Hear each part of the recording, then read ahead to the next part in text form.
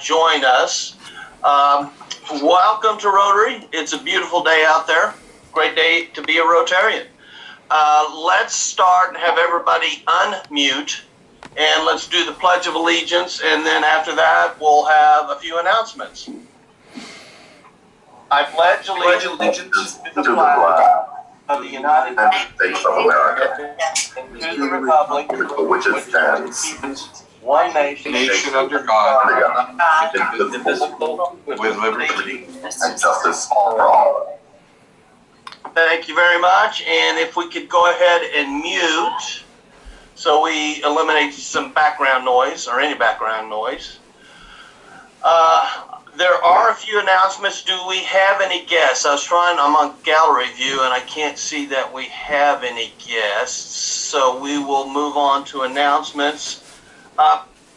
Kelly Trout, do you want to go ahead and do your announcement? And then I have two more after that. So if you'll unmute. Okay, sure. Can everyone hear me? Yes. Okay, great. I don't know if everyone is familiar with Sertoma, but they are having their annual rubber ducky duck race this weekend, this Saturday. It's their 25th annual. Sertoma is a great organization, much like Rotary. They really want to give back to the community and provide ways financially or by volunteerism to a variety of organizations. Like Rotary, instead of their special emphasis on polio, their extra special emphasis is on people with hearing loss who might not have the resources. So they have a program where they try to refurbish hearing aids or hearing devices. They also do screenings to opportunities, places that might not get that hearing test. So that's their extra special emphasis, but otherwise they truly like to give back to the community. And so this coming Saturday is their 25th annual rubber ducky race, where they dump 10,000 rubber duckies in Lake Shawnee. And usually it's very festive, big family event, lots of people come and do all sorts of other things, but that of course is not going to be happening, but they are going to still continue with the rubber ducky race. This is their greatest way of fundraising each year. As per other things, their amounts are down of contributions. The biggest reason is because of kids not going to regular full-time school. And usually a lot of these programs, like they've got this little bulletin that they go out with the kids and the families and they get all sorts of connections. Well, they don't have that. So our funding is really down. So I'm giving this last 48-hour notice to as many people as possible if you could donate. And what you do is you go online and just type in Topeka Duck Race. You can put Sertoma Duck Race, that's okay too, but Topeka Duck Race should get you to that screen. And then you choose to sponsor a duck for $5, or they've got different other groupings, $20, $50, $100 or more. If you could do that, then again, also while you do that, a small favor to me, if you choose a team, I have a team called Trout Topeka Team. If you can remember Trout, look that up. That just gives me credit that I really do try to get people to buy these ducks. And so sponsor these ducks is what you're doing. You're not going to actually keep the ducks. But the biggest thing, all these funds, just to let you know some of the ministries or organizations they support, I have a list. They support Capper Foundation, the Villages, the Children's Homes in Topeka, Meals on Wheels, the Lifehouse Child Advocacy Center for children who've experienced some violence in their life, the Ronald McDonald House, TARC, Kansas Big Brothers, Big Sisters of Topeka. They also support Topeka Boys and Girls Club, LULAC, the Senior Citizen Center, Safe Streets, and this other ministry I was not familiar with, Sheepdog Impact Assistance, which is an outreach for former military people who want to do some ministry on them as well. So anyway, a lot of great ministries. So the more funds we can pool in, the more we can spread it out, and it's completely our community. It's not something nationally. So again, Topeka Duck Race, and click if you want to choose me, trout. That's great. If you want to choose anything else, that's fine. It's all going to pool together, and then by Saturday we'll find out if you win a 2012 Ford Focus car, or diamond earrings, or $500 gift certificate to Hy-Vee, or so a few other prizes. So there might be a payout to you guys, but really we just need the funds for a great cause. That's my Thank you, Kelly. It is a fun event, and I guess the soldiering on even in light of COVID, so that's great. 2 additional announcements, and both of these events are later today. First off, we have our second of the wine tastings tonight at 5:30. Steve Knoll has already sent out a link. I think it went out yesterday. The first one was fun and entertaining and informational, so I enjoyed it greatly, and I'll be there again this evening. The second one is, we did have a special announcement email yesterday, but Freedom's Frontier program is on this evening at 6:30, featuring 2 of our members, Chris Meinhardt and Doug Wallace, who are involved in the restoration of Constitution Hall. And you may well know that Constitution Hall played a role in the Underground Railroad, and this is the Underground Railroad Month. So please tune into that. The wine tasting may be over by then, but I'm going to shuttle back and forth if it's still going. In any event, I hope you can join us for that.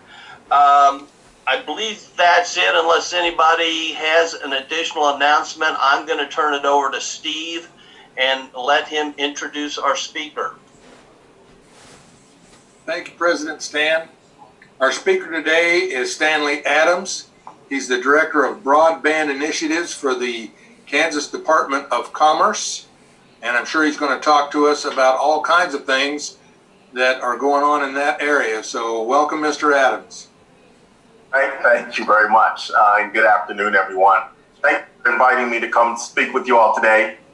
What I would like to do is give you an overview of what our work, overview of our work. We've been really busy of late at the Commerce Department, and really just wanted to give you a high-level take on a few things relative to broadband connectivity, and then I'll tell you about the specific programs. But what I would like mostly to do to kind of leave some time for you to ask questions and let me find out what's going on, your perspective in your community relative to broadband connectivity, if there are things that are on your mind that we might be able to collaborate on. So let me just mention a couple of things. The starting point that I always like to point out when I talk to folks about broadband is kind of the answer to the question of broadband, what's the problem, right? So if you have broadband, you've got internet connections, life is good. But it turns out there is a problem. Everyone in the state doesn't have access to broadband. Everyone in the state definitely doesn't have access to high quality broadband, or let alone high quality affordable broadband. So right away, you're starting to see some of the layers that kick in. They're, depending on what data source you look at, for example, some data suggests that we have really good coverage. Other data, though, particularly with respect to rural communities, the data suggests up to 30% of our of households lack access to what we call minimally adequate broadband. I wasn't planning to go into detail of what broadband definitions are, but happy to talk about it if you guys would like. So there is an issue. The reasons for the lack of coverage are complicated yet simple. At the end of the day, it's a matter of service being provided in a profitable manner, and where it can't be done in a profitable manner, the good news is the federal government has long said through the FCC that everyone needs to have access to broadband. So that's where the government comes into play, and the state of Kansas being with such a large rural area that does have, as I said, a fairly high number of folks that are lacking access. So that's kind of an issue. And then I also wanted to point out, that said, relative to rural, the set of issues for broadband connectivity actually apply to urban areas as well. This is not a rural versus urban set of issues, or it's a rural and urban set of issues.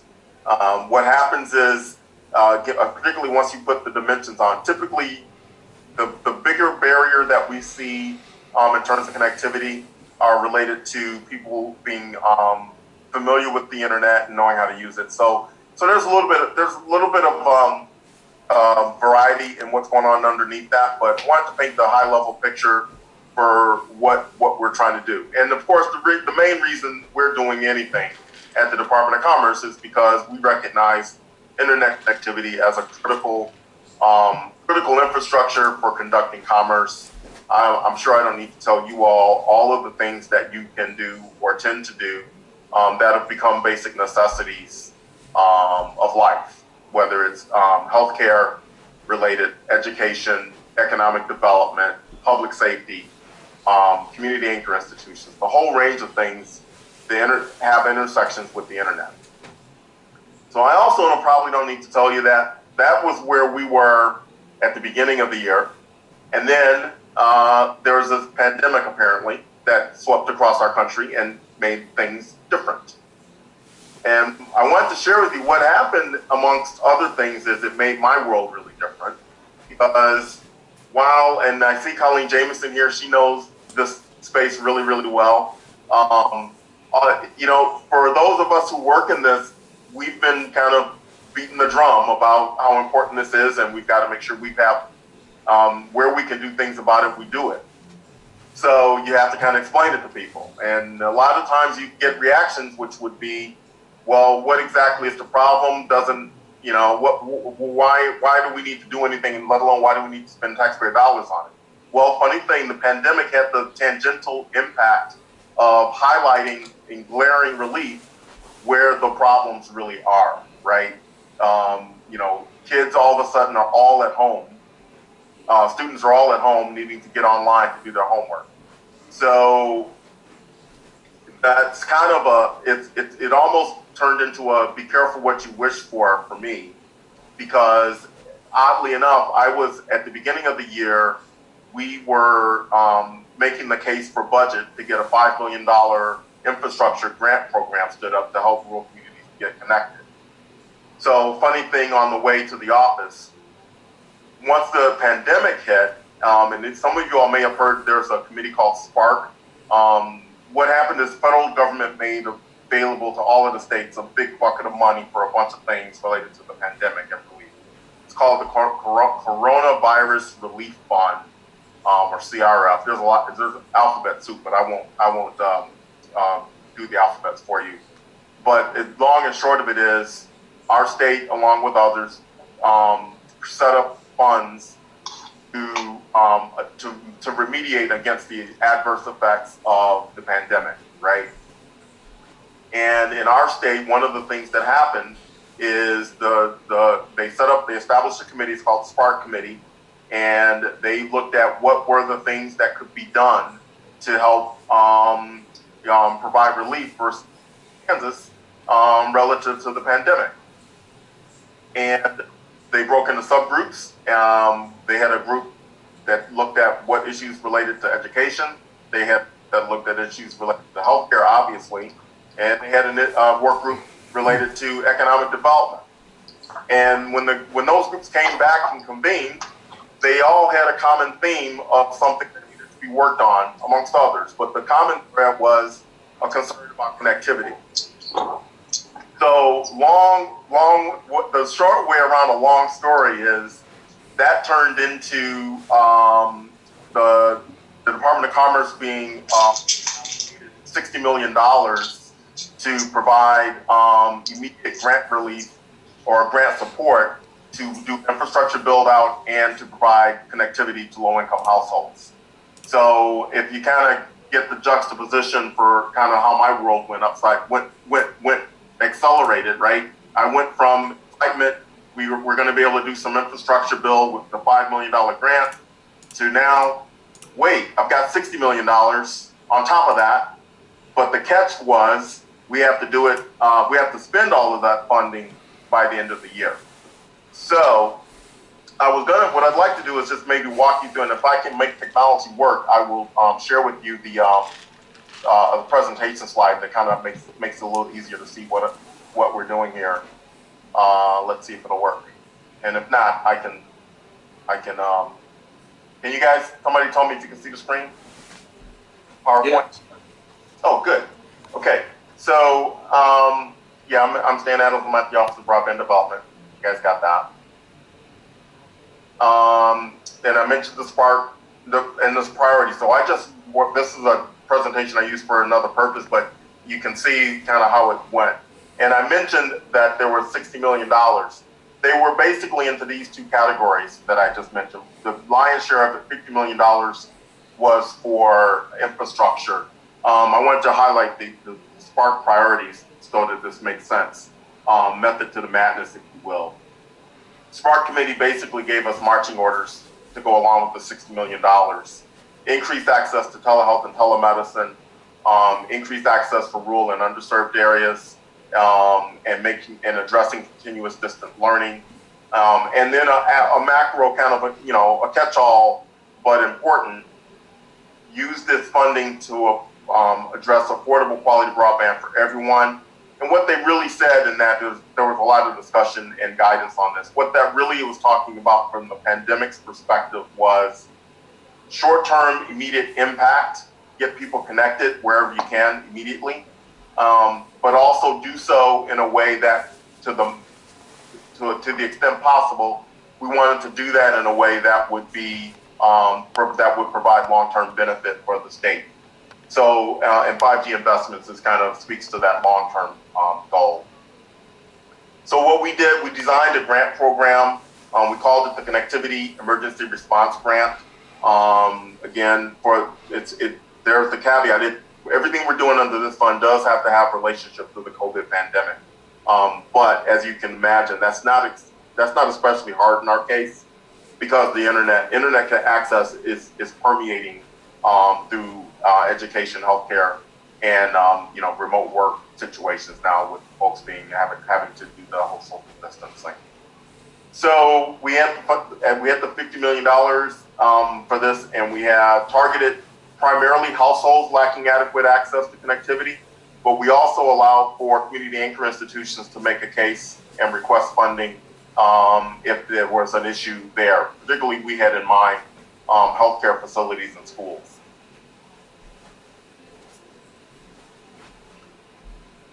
This is a little bit of detail for the process. The application window closed a couple of weeks ago, and we are planning to make announcements in the next few days, actually.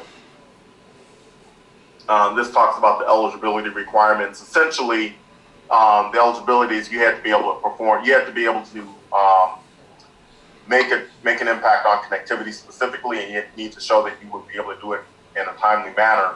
As I mentioned, December 30 was what is a hard date that any infrastructure would have to be done. So we were a little concerned about that from a practical standpoint because it's not easy to deploy infrastructure really quickly.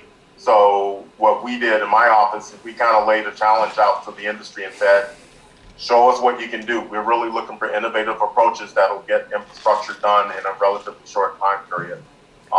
And we're willing to, and we have fun. We're putting our money where our mouth is. So that was really good. So what I've been busy working long hours for the last couple of weeks is evaluating those applications. We were really happy and excited to see that in response to our proposal, our grant request, our grant program, we received over 80 applications, and we received a total there was a request totaled over $60 million. Actually, so I should take that back. In aggregate, we had over $70 million in requests. So as you can see, we were essentially ran out of money. We haven't awarded yet, but we're going to end up running out of money as far as that goes. So the game plan for that is to make those awards in the next few days, and that's going to be projects across the state. Infrastructure. When I say infrastructure, we're talking about fiber to the home, fiber to the premise. We're talking fixed wireless. Pretty much the full range, with the predominant of the applications that we saw coming from rural communities, which is what we expected. So I mentioned that was the $50 million grant that we had set up. We also set up another grant program.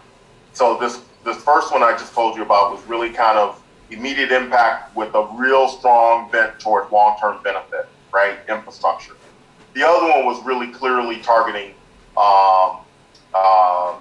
short-term benefit. At the end of the day, can I get online now? There are kids that are having to work, that are having to do their homework, their classes from home. I'm used to saying homework, doing their homework, but now it's doing their classes, which is, just order of magnitude more connectivity requirements at the household level. So we set up a broadband partnership adoption grant program. We targeted that program for, I think I put that in my slides, so let me use my slides here for you. We targeted internet service providers and school districts primarily. And there was a $10 million funding allocation that we had available. And we targeted low-income households that were lacking connectivity. And similar to the other grant program, community anchor institutions were able to do that as well. But that will be the schools essentially. So on this one, the challenge for us in terms of making impact and benefit to the local community, we structured this the way we did because we were concerned that we needed something simple and relatively turnkey, because the goal here was to make sure that folks could have connectivity who didn't have it. Because it's obviously more important now. It's more important now more than ever, and this had a short-term time horizon on it. Essentially, this is set up for low-income subscriber fees to be covered from August through December. The December date, again, we didn't have any say in that. That was the federal requirement that we could not do things beyond December 30. So we set up that program, and we received over 30 applications there, and as expected, mostly from school districts and from service providers. The reason we did the turnkey aspect that I was just going to touch on briefly, what it was is that there were other ways that we could do this. There are a lot of other organizations that provides outreach services at the community level, local community level. But because we were in a sense of urgency and we had to kind of come up with things on the fly that we could be held accountable for, we had to have a way to demonstrate that the funding was going towards those who were actually in need. So what we did, we recognized the service provider community generally already had programs in place for low-income connectivity needs. So we turned to them and we turned to the schools with that in mind, because we knew the school districts generally have their fingers on the pulse of where the most acute problems are. So that was kind of how we did that. And as I mentioned, we had over 30 applications, over $10 million in requests for funds. And we're just now getting to the point where we're making those awards now. I touched on all of that. I should mention one other thing that might be of interest.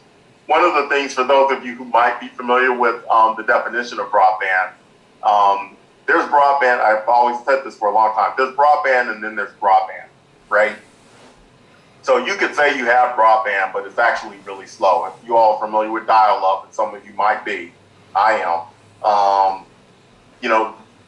That's been an evolving, moving target for what is considered broadband, and the number, and we talk about it in megabits per second. It's about the speed. How fast can you connect to the internet, and how long does it take for a page to download? How long does it take for you to be able to upload a file and what have you?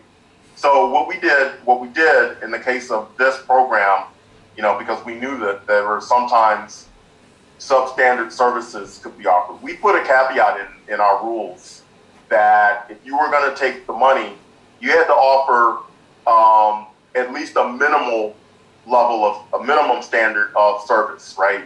So we weren't going to put taxpayer dollars out there for somebody to offer really just inferior service. So we felt good about that. It's just a way to protect citizens from getting taken advantage of and getting taken advantage of on the taxpayer dime, no less. So we felt good about that. And that actually ended up not being much of a problem. There were a couple of places.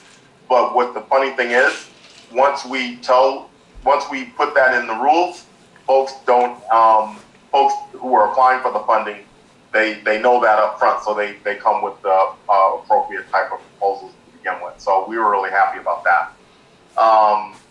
So that's kind of where we are literally right now. I am generally really focused on how we can mitigate connectivity in rural areas. Let me just share with you my own observation. I typically work with service providers and kind of coordinating our efforts on what things can the state do to help accelerate expansion of broadband services. But through this pandemic exercise, one of the things through this broadband partnership adoption grant, actually more than anything else, but really through both of them, I found myself in conversations with more school superintendents than I normally do. And it really was an eye-opener to hear kind of firsthand accounts of how difficult it is to get kids who are living in low-income households. Their parents don't have any money, and I'm taking for granted. I've had internet ever since it's been available. I've had internet. I'm one of those people that would browse. Why does it cost so much? But I've always had internet since it's been available, right? So it was really an eye-opener, and it was gratifying. I found it particularly gratifying to be able to make an impact, and that what we're doing is actually going to make a difference for some of these school districts. The other thing that I really was struck by, and I'd be welcome to hear if you guys have any thoughts about it. I thought I was in tune with the need. It's actually more acute than even I thought, and I'm pretty close to this. I heard the example of one of the challenges one of the pushbacks to the way we structured this, for example. The concern was, I'm as the program administrator, I'm requiring you as a person asking for funding, you've got to demonstrate that where this money is going is going to be, how are you qualifying people? How are you determining somebody's low income or not, right? So school lunch program is a logical place that we would say we want to see for you as a recipient of this money. We need you to tell us that you're going to do something like you're going to use the school lunch program or SNAP, some type of recognizable criteria, right? Well, lo and behold, at least again, I'm just sharing what I don't know. I don't want to say what I don't know all the time, but there's a really, really big problem with low income, especially when you get to really low income. It's the statistic I heard was it's common for some students to move residences 3 and 4 times within a school year, which was surprising to me. And that in turn makes it difficult. That ended up becoming a barrier because you've got to be on one of these predefined lists. And if you're moving around a lot, there's a lag between when you're going to show up. So I thought that was an interesting issue. I didn't recognize it as one. There's what I guess is in the space transient nature of low-income households and how do those kids stay connected to the internet. So anyhow, so that's kind of a big picture piece. I've done a lot of talking here. I didn't want to get too carried away. I think what I would just close in saying I am optimistic about our future. I think we're going to make some good impact with local communities with the programs that we have right now. And I think we're going to have, from the governor's perspective, clear commitment to this subject. She made it clear before the pandemic, actually, that this was important. And I think that we do have a good roster of service providers that are really trying to make an impact as well. So having said all that, I definitely know some of the horror stories. Don't mind hearing them again if I need to. But I caught a call today. One of the phone calls I got was just a random citizen called and said, I'm having problems with connectivity and the service provider won't come out and they have fiber going right. I saw them install it right in front of me, and they won't connect my house to the fiber. What can you do about it? I mean, I catch those kinds of calls. The bad news is my answer was I don't have authority over that, so I can't do too much except for be a good bully pulpit. Bully. What is the phrase? Bully pulpit for broadband. So that's kind of big picture, kind of what's going on with broadband. Hopefully, some of that was helpful, and maybe ask what if there are things I can touch on a little bit more specifically. I'm happy to do that. Do we have questions? I think this is an important topic. We have a big divide between the haves and have-nots, and we don't want that divide to become even greater than it already is. And this is one of the issues that can increase the divide. But do any of our members have questions for Mr. Adams? I see John Christensen raising his hand. Go ahead, John. What happens after December 30th? What's the cost, the continuing cost of the improvements that these grants have made possible? Well, right, great question. So the way it's set up, there wouldn't be so there are kind of two pieces to it. Let me talk about the infrastructure side of the equation. On the infrastructure side, that was the $50 million allocation that we were working with. The service providers, the general challenge that service providers have in deploying networks out into the least populated areas is business space is not permissible, right? So there are simple numbers. If there's 100 people in an area, they might could make the argument that they could serve those folks, but they aren't willing to do it because it would take them 10 years. If they built out the network, they deployed fiber to those 100 homes, let's just say, and it would take them, because of the cost, it would take them 10 years to recoup their money. Well, businesses generally, that's too long. For a return on their investment, they're looking for a lot quicker payback. And that fundamentally is why they don't do it more often, because the payback takes too long. So what the infrastructure grant does is it makes the payback period a lot quicker, tremendously quicker. So the ongoing cost there wouldn't be any ongoing costs, because now the business case supported, now we've taken care of the upfront infrastructure, then it's just a matter of operating the network, right? Installing the service, making sure it works, and you're off to the races. Customers pay their bills every month. So there's no, from our standpoint, there is no ongoing cost on that one. On the other program, the adoption, the partnership program, we only are paying for connectivity through the end of the year, because that's what the federal law requirements call for. So, and I've heard this feedback from some of our service providers. They are concerned because they are going to be in a position, we're putting them in a position of saying, hey, your internet is covered till the end of the year, because we know your kids are really stuck at home, and we all as a society recognize it's important, and we want everybody to have a good education, et cetera, right? The pain point is providers are going to look like the bad guys at the end of December, because they are going to be forced into a position of telling somebody, your service is terminated unless you want to continue and pay for yourself, right? Even though it will be $10, $15, whatever, right? It's going to tell somebody, pay up going forward, pay up, or you're no more internet for you.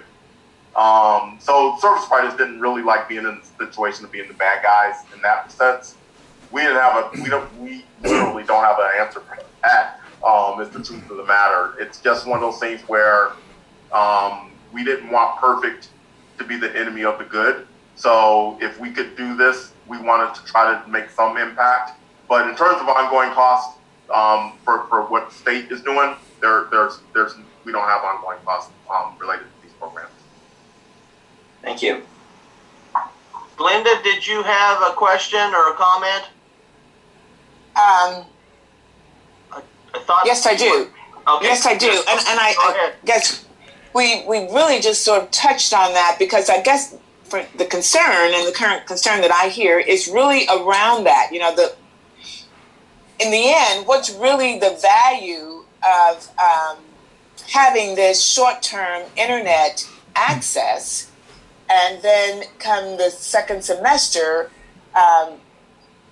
they're not going to have it. And then, so my question is, what percentage of people that's getting, being provided this internet access now will not have internet access come January 1? And that is as it relates to students in schools, and where is that being impacted the most? Who's being impacted the most? Well, in part, I don't know what the percentage would be. I just know that it will be, the impact is going to be real. It's going to be real and great. What'd you say? I said, we think it's going to be real and great. Yes, I mean that's one of the ugly truths of the situation, and in that regard, it's not unique to broadband. But what we and there are, let me be clear, there are other efforts to mitigate this problem, particularly with respect to education. So this is just one program that is trying to do that. There are others, and I was heartened by the school districts that I talked to. They were committed to figuring out how to find funding for the back half of the school year.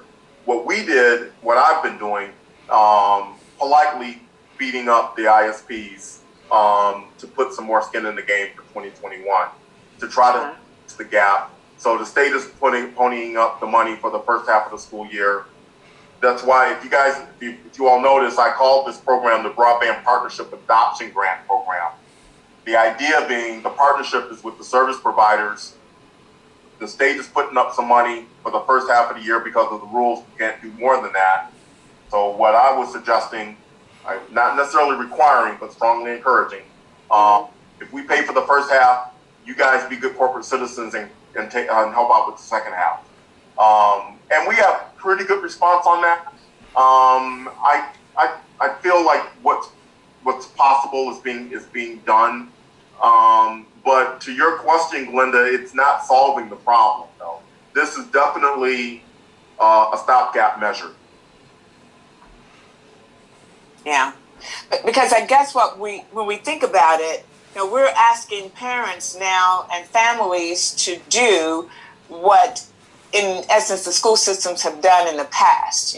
Not that some parents didn't have internet service at home or whatever, or maybe the lack of it, they didn't have it. But say I'm a parent that even can't afford internet access at home. At least I knew my child would be able to go to school and get an education. And so in this particular situation, if I don't have internet access now, my child doesn't really have the opportunity to get that learning that they need. No, it's super severe. I find it challenging to explain that, but like I mentioned, I'm a little encouraged by the fact. Again, here's the thing. I just want to amplify the point because it's a really big point. This issues existed before the pandemic, right? Yes. So what's happening in a positive sense is it is much, and trust me when I tell you, easier for me to explain this to policymakers, appropriators, that this is important and is worthy of investment. Whereas before the pandemic, I would run into agreement, but when it comes to putting money on the table, it was a heavy lift. Like I said, getting the $5 million was going to be huge. So I'm in a weird way an embarrassment of riches with $60 million. But I do think the pandemic has made it clearer to more people who are in a policy-making decision in positions of how acute the need is and how the need is. Yeah. I retired from AT&T, and I actually designed data network services with ISPs for years. And when the internet first started, back in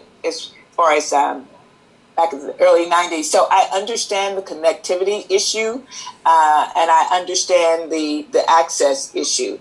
I just know that it's what you're saying, that now it wasn't, people couldn't get it, but it still meant my kid went to school every day and they were being taught. And now the issue is that if they are home and don't have this access, they are potentially not being taught. And then the homeless ones that move around, it's quite a crisis, actually. It is. I'm happy I can do a small piece of Absolutely, and we appreciate that. Absolutely. Yeah, and we know you'll keep doing what you can. Yes, indeed. Thank you. Do we have other questions from any of our members? What are some possible or probable solutions that are being looked at? And are there roles that community organizations such as ours can do to make a difference? That is such a good question. So I want to be really loud about there are things the community can do, because as the other points that are being made, what I've witnessed with my own two eyes, what makes the most difference is when communities identify priorities for themselves and articulate them.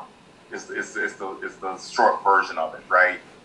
And I know this sounds a little boring, or at least I used to think that, but now I see how it works, and I'm like, no, that's actually what you want to do. You want to have some type of local community broadband task force that has the school district, has the schools represented, has healthcare represented, and by the way, don't forget public safety. It's an easy one to overlook, but trust me, when you're trying to make impact, showing that it's got a public safety dimension proves effective. Trust me. But the kids, I used to kind of joke, it's all about the kids. It is all about the kids. So organizing and kind of having stakeholder groups and talking to your elected officials and letting them hear it. I've had to talk to legislative committees frequently, and it's an eye opener when you realize it does matter if you show up. Showing up is a big piece of it. So communities that are active makes the difference. And let me just give the example, Joni, this pandemic and the grant funding that I talked about earlier, right? So look at the perfectly good example of how important it is for local community to have some type of stakeholder engagement when it comes to broadband connectivity. There are several grants that are going to get awarded that are going to be possible because those communities were already on top of the situation. They already had identified where their problem, where their pain was, where they were lacking infrastructure, and knew they wanted something done about it. They had already been engaging with the service providers, let's just say for the sake of argument, to no avail.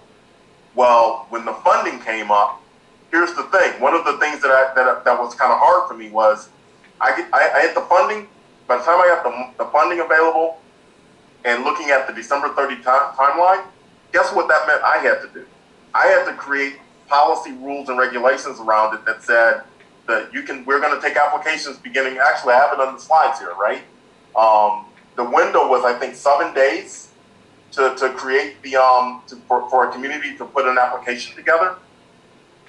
As you probably can guess, that's not easy to do from zero. If you're at zero and you're like, okay, let's do something, here's some funding that's going to help. Well, the communities that had a plan or an idea of a plan, they're the ones that are getting the funding that I'm doing right now. I made a little bit simplified version of it, but that shows you how important it can be. Not that we want to wait for a pandemic to happen to look for something, because that's not the point, obviously. But it just goes to show you, and let me offer one other point. This is just a little bit of opinionizing here, so it's just Stan's opinion. So as surely as that committee, our state had a committee, and they came back and they said, you know what, connectivity is important. Let's put $60 million into that. Is that right? So they did that, right? And that means that before that had happened, the federal government said that it was important.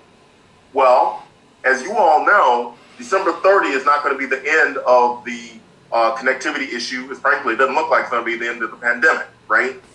So from a community standpoint, it would be smart to assume additional funding will be coming and being made available. And that's all the more reason you do want to try to be engaged with your community and coalesce and just kind of rally together.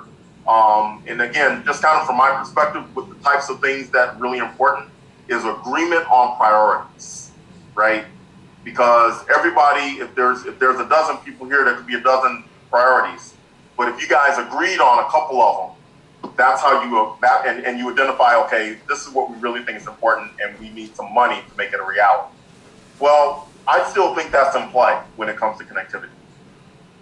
Obviously, we're talking about the United States Congress, so I can't prognosticate the likelihood of anything happening. But anyway, I jest. Okay. Okay.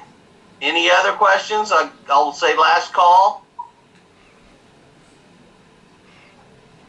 I'm hearing none. Mr. Adams, I appreciate your presentation and also appreciate all that you have done to help with the broadband issue. I want to do a quick follow-up announcement in the chat box. In the chat box, you might have noticed that Jim Ogle put a link in there, and it might be easier if you go to my email yesterday that had special announcement in the caption line. I think the link is in there, and if you click on that, it takes you to Freedom Frontier's page where you can register for this evening's program. And all you have to do is put your name and email address in there, and you immediately get an email that has a Zoom link that allows you to go in there. So I just wanted to let you know that you don't have to scribble out all of that link in order to get signed up. I think that concludes everything. Next week's program is going to be our Community Service Committee, and they're going to update us on their plans for the upcoming year. So please tune in for that, because that's an important component of what our club is all about. I think I'll ask you to unmute, and let's go to the four-way test. Give you a chance to unmute, and I will kick it off. Of the things we think, say, or do, is it the truth? Is it fair to all concerned? Will it build goodwill and better friendships? Will it be beneficial to all concerned? Will it be fun and kind?